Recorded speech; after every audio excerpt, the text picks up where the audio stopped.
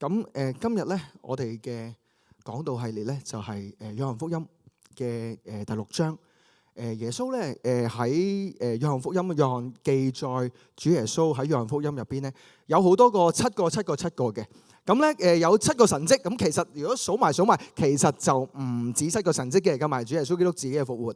咁亦都會有7個我是 ，OK。咁但係其實又數下，其實又唔止7個我是嘅，OK。有人10個或者11個咁樣嘅。咁但係我哋好多嘅神學家啦，或者嘅解經家啦，我哋好多時都會將約翰福音成卷嘅書不如咁啦，佢既然係主力講呢一啲嘢，我就將嘅神蹟就變咗即歸納咗為7個神蹟，然之後我是咧就歸納咗為7個我是，咁咧等大家容易去記多啲。咁但係實質上係唔止嘅 ，OK。咁如果大家想知我哋慢慢一路喺講耶穌係我是乜乜乜嘅時候，大家就會知道點解係唔止7個嘅 ，OK。但係我哋喺歸納嘅當中咧，就先係會講我哋耶穌基督係喺約翰福音講嘅7個我是嘅嘢。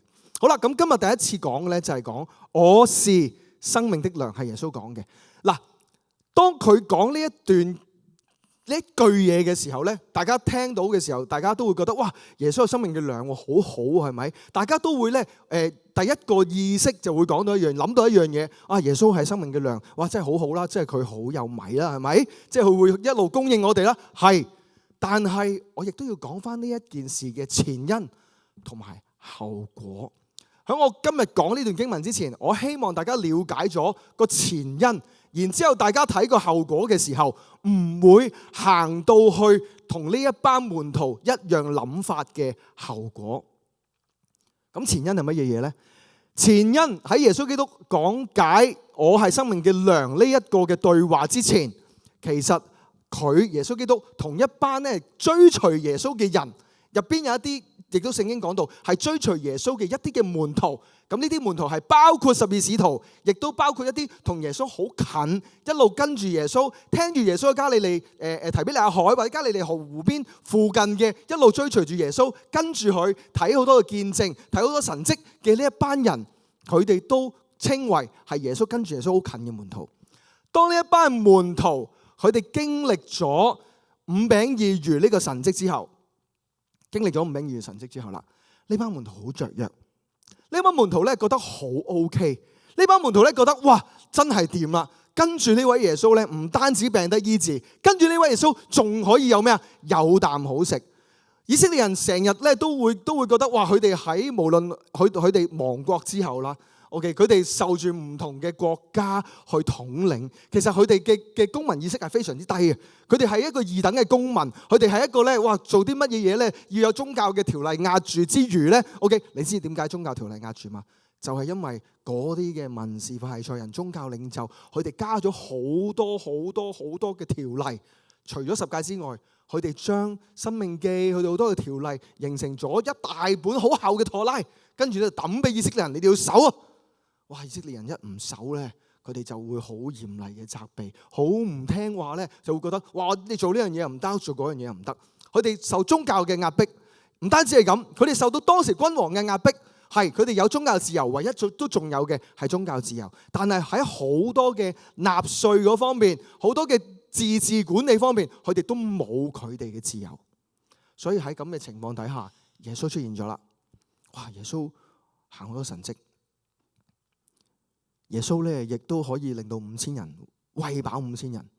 當呢一班人覺得哇掂啦，我哋嘅生命咧，即係5餅2魚就餵飽5000人啦，係咪？咁大家諗諗，有餅有魚，哇！如果我拎嗰個唔係餅咧，唔係魚咧，我拎隻燒雞出嚟咧，咁啊個個都有啖燒雞好食噶咯，係咪？個個都係食好豐富嘢。哇！如果拎出嚟嗰啲係。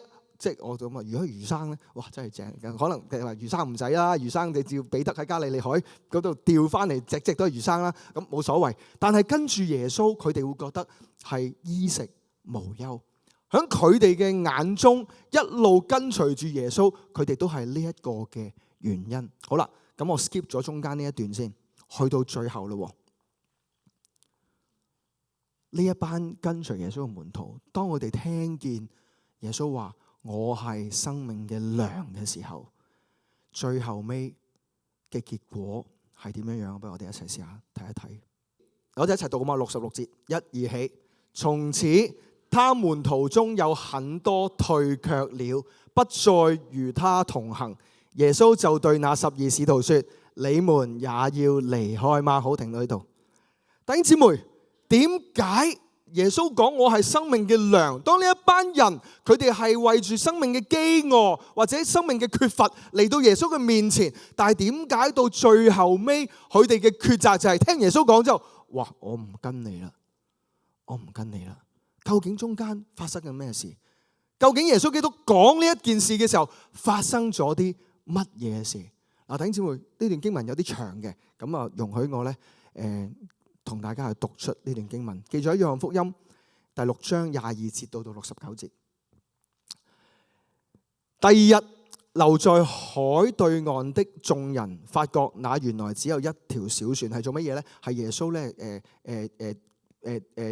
完咗5餅2魚嘅神蹟，然之後門徒咧就過咗加利利海，跟住耶穌咧就諗住過去，但係佢發覺，咦，耶穌唔喺同門徒一齊喎，咁跟住咧眾人咧諗住揾耶穌，跟住咧就發覺，咦，耶穌又唔係同門徒一齊，跟住岸邊嘅小船又唔係耶穌，又唔係自己搭咗小船喎，咁就係咁嘅場景啦。好啦，咁跟住而且耶穌沒有同他的門徒上船，是門徒自己去的。另外有幾條從提比利亞海來嘅小船，卻停靠在主祝謝給他們吃餅的地方附近。這時眾人聽見耶穌和門徒不在那船上，就往迦百農去找耶穌。他們在海的對岸找到耶穌後，對他說：拉比啊，你幾時嚟到呢一度㗎？耶穌就回答說：我實實在在話俾你哋聽，你哋揾我並不是因見了神蹟，而是因吃飽了。不要為那會壞的食物操勞，而要為那傳到永生的食物操勞。這食物就是人子要賜給你們的，因為父神已經印證了。好，我哋先嚟到呢度睇睇。當呢一班人去跟隨耶穌，係咪佢哋有自己嘅目的㗎？係咪啊？我哋有諗一諗翻，我哋初頭信主，或者我哋而家信主，我哋會唔會有一啲自己嘅 agenda 去跟隨耶穌？會唔會呢？嗱，我翻教會好膚淺嘅，我中4嘅時候翻教會，我留喺教會原因仲膚淺啊，係因為見到教會有一個彈琴嘅女仔比較靚嘅啫，我就留低咗啦。嗱，而家係我好朋友嚟嘅 ，OK。係好朋友嚟㗎，阿 Nessie 都識嘅 ，OK， 要澄清翻呢樣嘢，就係咁膚淺。當我哋好多時跟隨耶穌，有好多人會認為，喂，我有神蹟得醫治，我咪跟隨耶穌咯。有好多人會認為，哇，我翻到嚟教會嗱，尤其是而家係英國經歷好多，哇，好多嘅新移民去到英國嗰度弊啦，人生路不熟。當佢認識耶穌，翻到教會嘅時候，哇，得到好多幫助喎。喺翻到教會嘅時候，得到好多人都照顧關心，話冇咁孤單喎。跟住就不其然當咗教會係一個同鄉會，跟住就留低咗教會信耶穌。係呢一啲咧，係可能係我哋信主嘅前因，或者主要被吸引嘅地方，都係嘅，都好嘅。我覺得都好嘅。如果我哋呢一度連同鄉會都不如，啲人會走啦，係咪？係咪啊？即當然我哋唔會有抽獎嘅，我哋講到明先嚇 ，OK。但係有一樣嘢好緊要嘅就係，我哋每一個人都唔能夠否定。我哋開頭信主，心底上我哋真係知道耶穌為我死咁好，可能真係會有啲咁嘅人，但係會比較少。我哋好多時都會因為教會耶穌俾到我哋嘅好處而翻嚟去親近耶穌。係啊，但係感謝神係恩典，感謝神係恩典。我哋一路信靠佢嘅時候，我哋一路咧去了解福音嘅時候，我哋就慢慢明白，哦，耶穌基督真係咁愛我。我哋會慢慢睇到上帝嘅真實，我哋會慢慢睇到上帝嘅幫助，我哋亦都會慢慢睇到上帝嘅管教，靈命被塑造，生命被改變。呢個係我哋原本由唔認識上帝，一路到我哋喺神嘅家，一路認識佢。好啦，咁呢班人呢？呢班人佢哋有佢哋自己目的嘅喎。喺聖經記載呢一班人，佢哋全部跟住耶穌係為咗乜嘢嘢啊？耶穌一開始開宗明義已經講：喂，你哋跟住我唔係因為神蹟咁簡單，其實因為咩啊？其實係因為我有得食啫嘛，係咪啊？以前信主都係㗎，香港信耶穌得水牛係咪？得永生係咪？但係好多嘅宣教士嗱，呢一個都係一個幾好嘅策略嚟嘅。我哋亦都好感謝以前嘅宣教士去到我哋香港、澳門、內地，係咪有好多嘅慈惠嘅工作？係咪令到一班人真係得着飽足，然之後先至信耶穌。咁呢個係非常之好嘅，因為耶穌嘅教導都係話啊嘛，喂，我哋要關心我哋嘅小子，冇人關心我啲食都食唔飽，你點叫佢聽福音啊？係咪啊？點叫佢聽福音啊？佢生活衣食住行都搞唔掂，你點話俾佢聽耶穌愛你啊？先供應佢哋呢啲嘢需要。所以耶穌同呢一班人係點樣樣啊？係先供應佢哋嘅需要噶。記唔記得喺五餅二魚嘅神蹟？嗱，我哋遲啲會再講翻五餅二魚嘅神蹟。五餅二魚嘅神蹟嘅發生係因為乜嘢開始啊？係因為耶穌看見佢哋就憐憫佢哋開始噶。當我哋要去做福音嘅工作，我哋都要先用憐憫嘅心去做。不過我哋調翻轉頭，我哋諗一諗，當我哋係嗰班嘅門徒，我哋跟隨耶穌啦，係咪有好處？我哋先跟隨呢？當我哋跟隨耶穌嘅時候，我哋係咪因為淨係睇見耶穌俾我哋嘅好，俾我哋嘅有，我哋先至去跟隨耶穌呢？如果耶穌話我冇噶啦，我唔會再行五餅二魚嘅神蹟噶啦，你跟住我，你一路都會即係我唔係黑米啦，一路都會冇啖好食噶啦。好似門徒，好似真係嗰12使徒咁樣樣。耶穌話你跟住我，彼得，你跟住我，你而家可以自由活動，但係你一路跟住我，將來你要俾人綁起噶。帶到你去不願意去嘅地方去噶。當耶穌去咁樣樣同我哋講嘅時候，我哋又係咪願意繼續跟隨我哋嘅主呢？好啦，咁呢一班人去跟隨耶穌啦，耶穌就同佢哋講咗，佢話啦，你無非你跟住我都係想食嘅啫咁。好啦，跟住，於是佢哋就問耶穌啦，喂！耶穌嗱講咗噶，佢講咗，你跟住我，無非都係想食嘅啫。跟住嗰班人就同耶穌講啦，我哋點樣做先至算係做神嘅工作啊？係咪有啲九唔搭八啊？佢哋講啲嘢，耶穌話，喂，你哋跟我都係想食嘅啫，係咪？跟住嗰班人咧就講啦，咁我哋應該點樣做先算係神嘅工作啊？係咪九唔搭八啊？其實你明唔明佢哋問緊乜嘢啊？佢哋問緊乜嘢啊？耶穌話，喂，你跟我，你都係想有啖食，但係嗰班人佢淨係諗一樣嘢，喂，神嘅工作係乜嘢啊？神嘅工作，你係彌賽亞，你係復興以色列國啊嘛！復興以色列國，你唯一擔心國民嘅就係乜嘢啊？就係佢哋有冇一個好嘅生活啫嘛！如果你復咗國，但係個個都乞食嘅，咁呢個國要唔要都罷啦，仲慘過喺埃及，係咪？咁所以佢哋擔心嘅就係話，喂，神嘅國要復興啊，我哋就有得食啦。佢哋表面上睇落好似好屬靈，係咪復興神嘅國啊？但係其實喺心入邊問緊一樣嘢，就係話，都係嗰句，係咪有得食啊？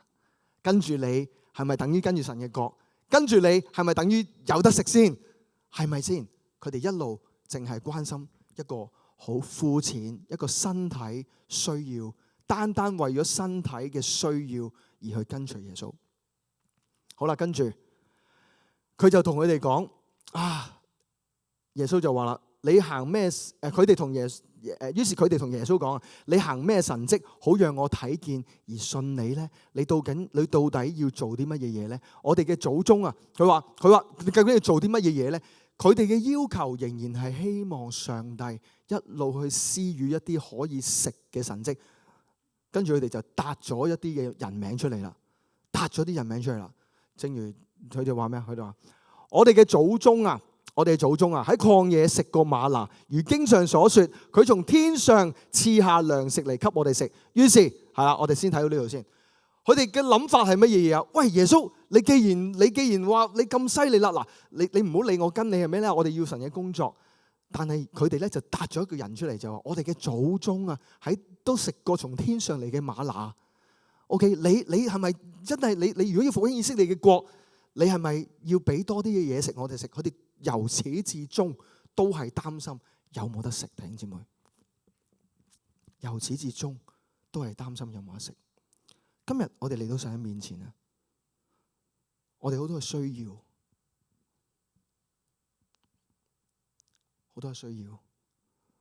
我哋係咪純粹淨係擔心我哋自己嘅需要，而忽略咗上帝嚟嘅目的？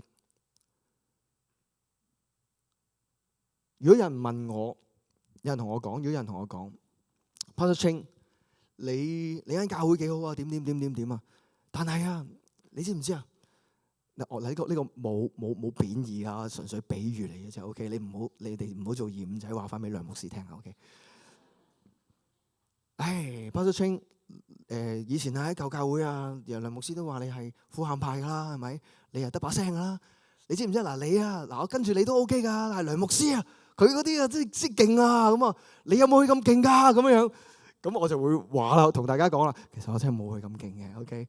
咁但係梁牧師佢係一個好好嘅一個嘅牧者，同樣耶穌冇否定過佢哋嘅祖宗，甚至乎摩西帶領佢哋出埃及嘅時候喺曠野食嘅嗎哪，反而調翻轉，耶穌會同佢哋講：喂，你哋嘅祖宗咁犀利，食過由天上跌落嚟嘅嗎哪。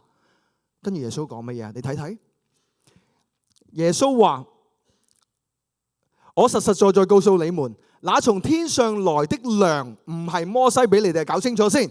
呢個天上嘅糧係天父親自俾你哋噶。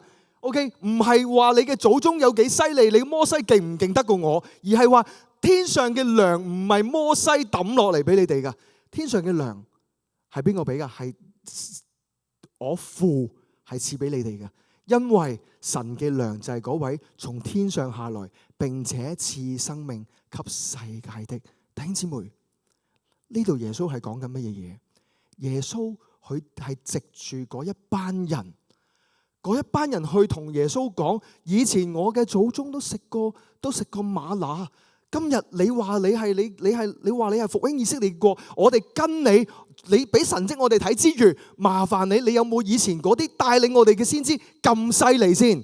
佢哋都係講緊一樣嘢，都係嗰個膚淺嗰樣嘢，就係你有冇以前嗰啲嘢咁犀利？你話你咁犀利嘅時候，你餵飽5000人，我係咪跟住你永遠都能夠衣食無憂先？弟兄姊妹，佢哋到第3次講啦，佢哋到嗰一刻仍然係講緊你有冇嘢俾我食先？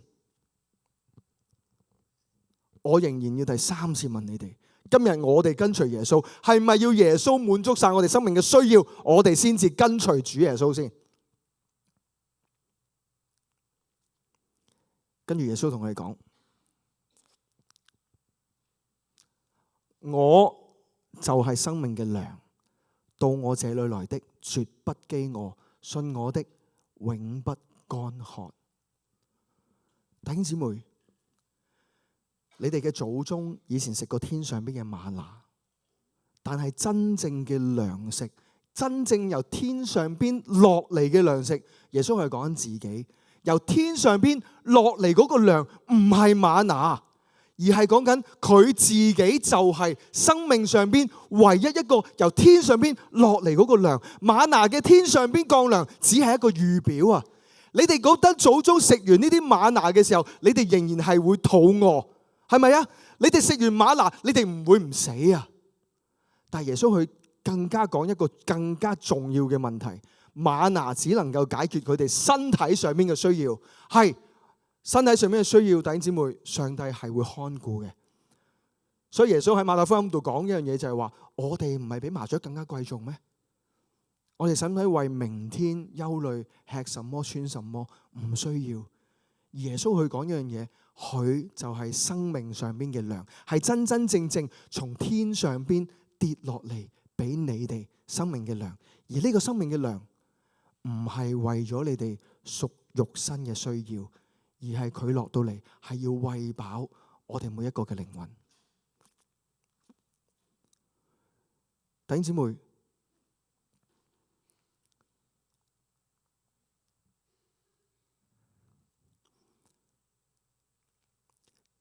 今日呢篇道咧，其實仲有幾版字嘅，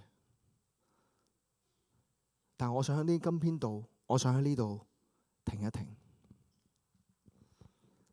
當耶穌話佢嘅糧唔係餵飽我哋嘅身體嘅時候，我哋嘅生命，耶穌係關心嘅，唔係淨係關心我哋肉身嘅需要。佢話俾我哋聽，佢真正關心嘅係關心我哋靈魂嘅需要。耶穌話咩啊？你嚟到吃我嘅，我就會叫你得飽足，你永遠都唔會肚餓。咩叫永遠都唔會肚餓？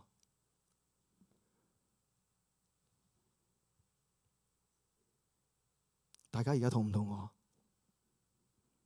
肉身可能肚餓，係咪？飲完奶茶，啲奶茶即係有少少削胃，可能仲想食多啲嘢添，係咪？但係你嘅靈魂呢？當你遇到困難嘅時候，你有冇覺得個靈魂好肚餓啊？當你人生碰緊壁嘅時候，你有冇覺得你嘅靈魂好肚餓？肚餓嘅意思話，神啊，我想要你多啲，你話俾我聽多啲。神啊，我願意，你啟示我多啲。神啊，你幫我多啲。神啊，我好肚餓，我求你去幫我多啲。我諗大家好多弟兄姊妹都知道，禮拜一 Vivian 入咗醫院，係咪？我相信大家都喺嗰件事入邊，個靈魂係真係好肚餓。我哋日以繼夜咁樣去禱告。我話俾大家聽，我同阿 Net 係冇跟個禱告鏈嘅。點解？因為我覺得我寫完我冇理由逼自己喺嗰個時間禱告嘅。其實我個鐘頭一諗起就去禱告，一諗起就禱告。弟兄姊妹，我身為一個牧師，我身為一個 lead pastor， 我好感謝 Pastor Eric 上個禮拜講咗一個好緊要嘅真理出嚟。我哋唔好 put God in a box， 係咪？我哋唔好限制咗上帝，你一定要咁樣做，一定要咁樣做。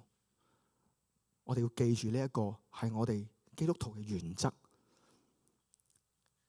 如果上帝係淨係聽我哋嘅諗法去做，佢只係一個阿拉丁神燈嘅神，係咪？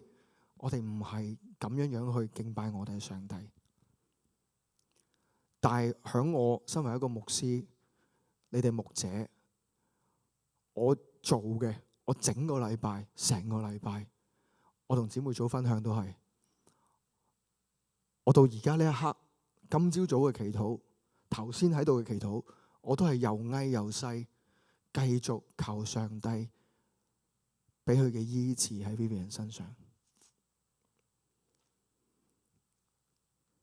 我唔知上帝嘅計劃係咪咁樣樣 ，I don't know。但係喺我自己，既然我唔知道上帝嘅計劃，咁我咪即管求咯。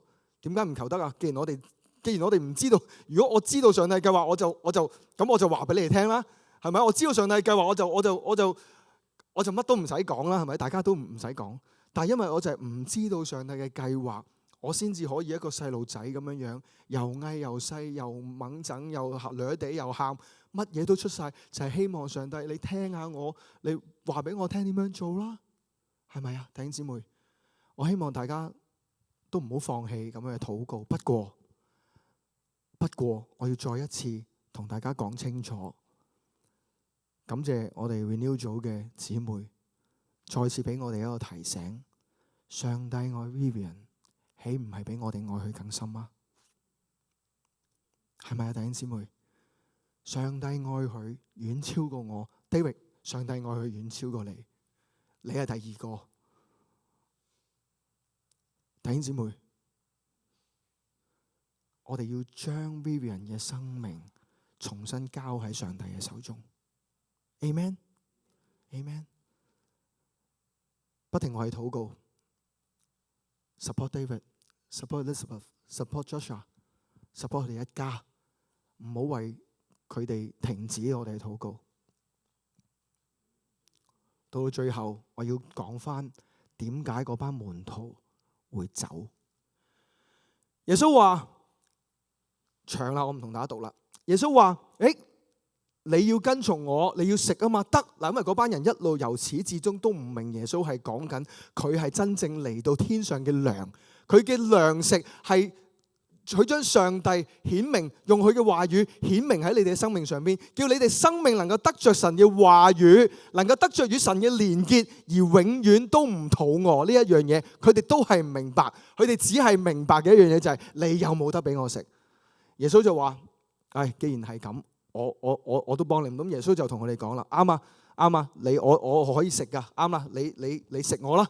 OK， 我嘅肉可以食嘅，你攞我嘅肉去食啦。OK， 如果你唔想死，你食我啲肉啦。咁耶穌當然唔係講真嘅啦，係咪？如果耶穌講真話，你食我啲肉啊，佢啲門徒信嘅話，就個門徒走去咬耶穌一啖啦。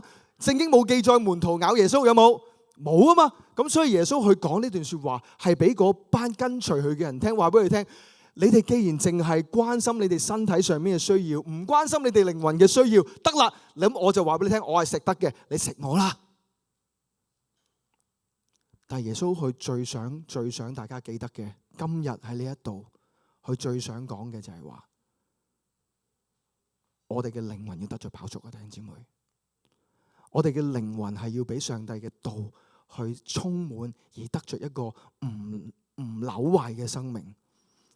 我哋點樣唔朽壞？就係有耶穌嘅道喺我哋生命當中。所以耶穌佢係好幽默嘅，即係喺而家嘅解讀啊啦。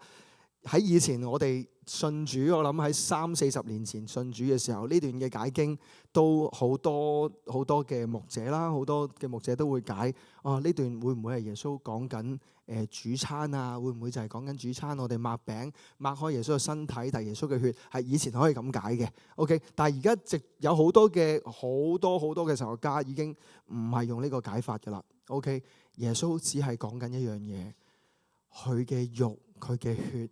如果唔係真正係攞嚟食得嘅，乃係佢要成為我哋生命當中一個真正由天上跌落嚟嘅嗎哪 ，OK， 而令到我哋靈命能夠得飽足。耶穌從來唔係單止係關心我哋肉體嘅需要，而係佢係關心靈魂嘅需要。所以今日 Vivian 喺醫院。我想同大家講一樣嘢，佢所關心嘅已經我相信已經唔係一個肉體上邊嗰個嘅滿足。可能你哋當中會覺得，唉，神點解會令到呢啲咁嘅事發生？但我話俾大家聽，上帝，我真係代上帝講嘅。佢嘅意念高過我哋嘅意念，佢嘅道路係高過我哋嘅道路。佢呢個禮拜用約伯記好多嘅經文去話俾我聽，你唔好諗我諗緊乜嘢嘢，你亦都唔需要知道上帝點解咁樣做。Irene 話佢嬲咗上帝，我都嬲啊！當我聽到神咁同我講嘅時候，我都嬲啊！我話我點樣唔知啊？大神都係講咗句：難道我愛佢唔俾你心嗎？弟兄姊妹，我哋嘅主喺我哋生命上面嘅計劃，唔係我哋所測度嘅。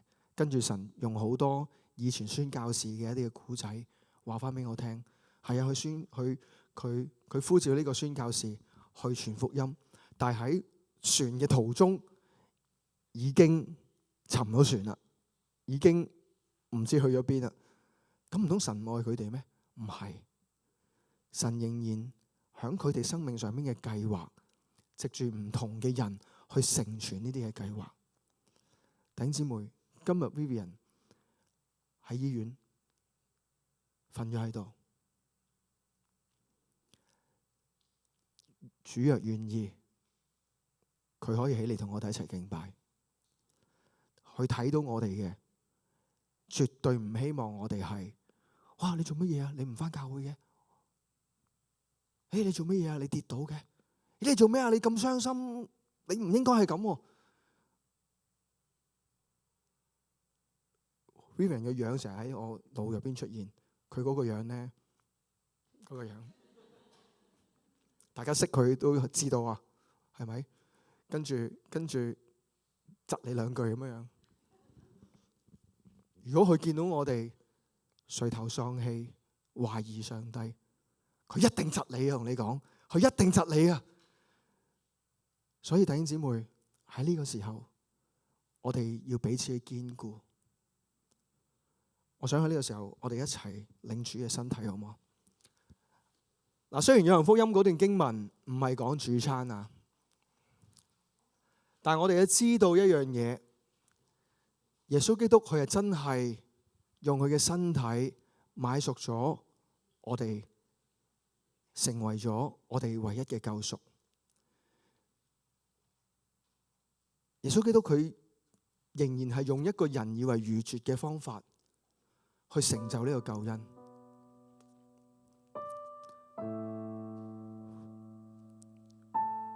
Vivian 呢件事，好多人都會覺得冇可能係咁。但係上帝仍然去允許呢件事，因為 Vivian 喺上帝嘅手中。佢就算呢一刻佢嘅存留仍然喺上帝嘅手中，我哋要深信呢一樣嘢。今日我哋知道耶穌基督喺我哋嘅生命又喺神嘅手中。當耶穌基督佢喺被賣嗰那一夜，佢同大家門徒去領呢個主餐嘅時候，佢好清楚自己要被釘喺十字架上邊，但係佢仍然去同門徒講：我一定要去咁樣做啊！當彼得去阻止耶穌咁做，鬧耶穌你唔應該咁樣做嘅時候，耶穌只係講一句說話：撒旦，你退去我後邊。呢一啲就係頭先 Matthew 所講，撒旦會俾我哋好多嘅謊話，話俾我聽神愛佢咩？神係咁嘅計劃係咁咩？神又話使用佢嘅，神又話呼召讀神學嘅，神又話好愛佢哋嘅，神又話要我哋教會復興嘅，點解會咁嘅事情發生？撒旦就要用呢啲謊話去拆毀我哋。弟兄姊妹，今日耶穌基督佢喺十字架上邊啊，佢話俾我哋聽一樣嘢：我哋嘅身體其實每一個都唔係為咗基督，要為基督去捨命咩？耶穌基督為咗我哋去擘開嘅身體，我哋同樣攞住神嘅身體，我哋都要彼此擘開。今日我哋唔係要做一個安穩嘅基督徒，我哋唔係要做一個咧凡乜嘢都冇嘅，乜嘢都平平安安嘅基督徒。主若願意，我哋可以好平安。但係弟兄姊妹，我哋唔係每一個都應該預備好上帝使用我哋。佢點樣使用我哋，我哋都要喺心入邊講阿門嘅一位基督徒咩？今日 Vivian 喺醫院入邊，佢仍然被上帝使用，佢嘅生命就你以為就咁停咗咩 ？No， 我哋咧，我哋都係一個被神使用嘅身體，我哋都係一個被神使用嘅生命。主耶穌話：我哋每逢吃這餅嘅時候，我哋要如此行，就係為咗紀念佢，紀念上帝為我哋嘅犧牲，我哋而從而能夠彼此擘開，分發出去，祝福其他人。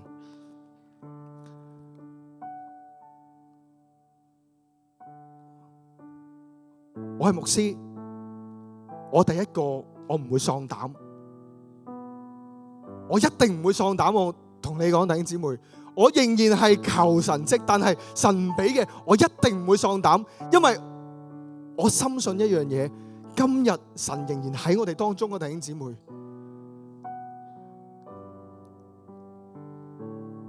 我哋一齊禱告。親愛的主，我感謝你，你係生命嘅糧，你係嗰個真嘅糧啊！你唔係淨係要醫飽我哋生命上面身體呢一個生命。神啊，你嘅話語，你自己嘅本身，你就係真真正正從天上邊跌落嚟，去餵飽我哋靈魂嘅一個生命嘅糧。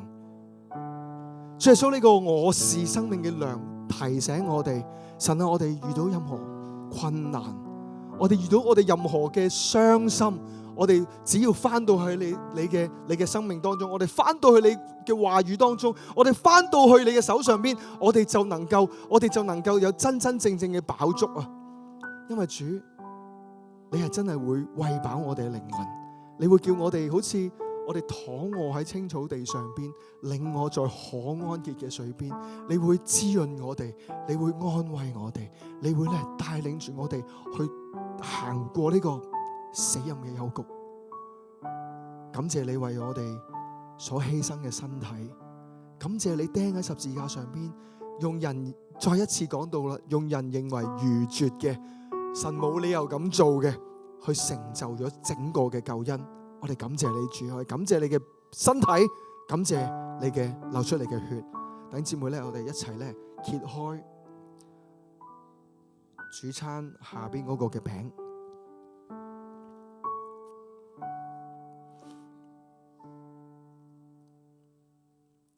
主耶穌喺被賣嗰那一夜，拿起餅嚟，祝謝了，就擘開遞俾門徒。主耶穌話：呢個餅係我嘅身體，係為你哋擘開嘅。你哋每逢吃嘅時候要如此行，為的係紀念我。弟兄姊妹，今日我哋抱住一個禱告嘅心，同神講：神啊，我哋嘅身體都係屬於你嘅。當我哋一同領呢個餅嘅時候，我哋個結連係代表我哋與基督嘅身體結連，去合而為一。所以我哋身體有肢體受苦，我哋同樣感受到個痛。但係主，我哋今日仍然係願意將我哋嘅身體彼此擘開，為咗嘅係將福音呢個基督嘅愛傳得更遠。我哋同心領受主嘅餅。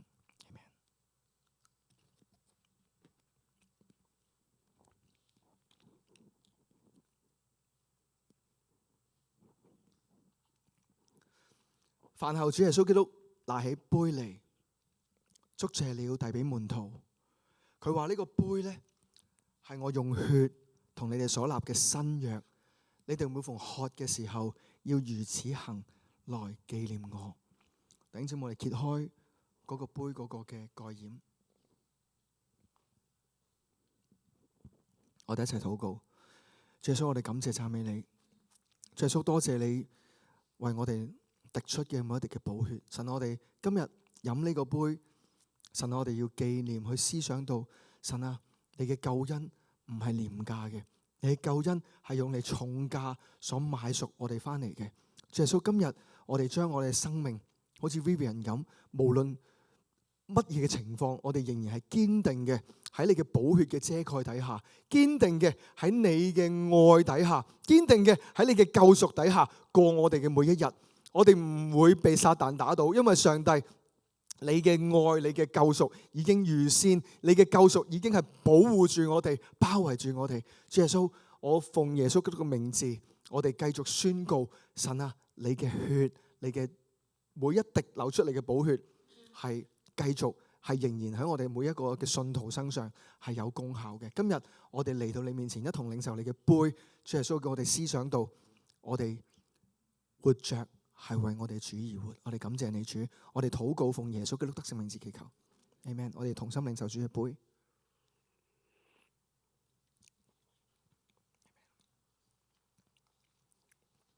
跟住我哋一齊起立，我哋一齊祈禱好嗎？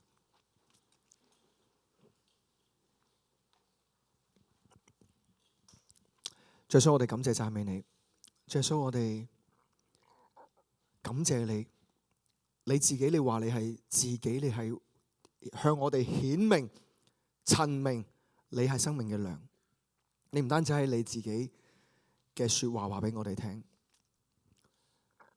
你仍然係藉住我哋好愛嘅姊妹，神啊，佢仍然喺醫院當中去努力奮鬥，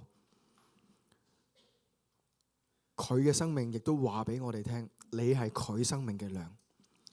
神啊，我哋感謝你，你繼續聽我哋嘅祈禱，你繼續咧俾我哋又矮又細。神啊，你繼續咧聽我哋去向你去呼求、呼求、呼求。大神啊，頭先嗰首詩歌講嘅，願你嘅旨意成就先係最緊要。主耶穌，你安慰我哋，幫助我哋，俾力量我哋。我哋感謝你，祈禱奉耶穌得勝名字祈求。